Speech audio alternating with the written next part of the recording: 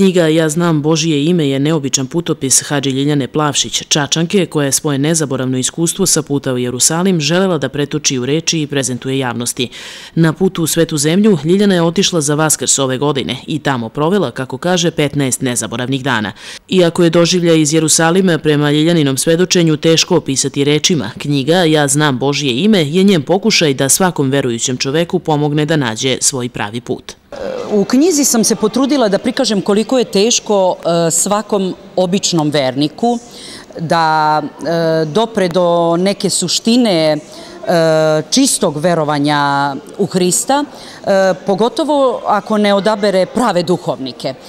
Želela sam također da prikažem da je jako važno da to budu pravi duhovnici, da bi čovek lakše prevazilazio sve prepreke na koje nailazi onog trenutka kada želi da ide pravim, ispravnim hrišćanskim putem. Suština ove priče o Hadžiluku je pripovest o spoznaji Božijeg imena, o iskustvu koje može da promeni život, zaključuje autorka. Svaki čovek, bio on toga svestan ili ne, u sebi duboko ima usađenu želju da se sjedini sa Tvorcem. Moja želja da odem u Jerusalim pre svega bila je zbog moje prevelike ljubavi prema Hristu.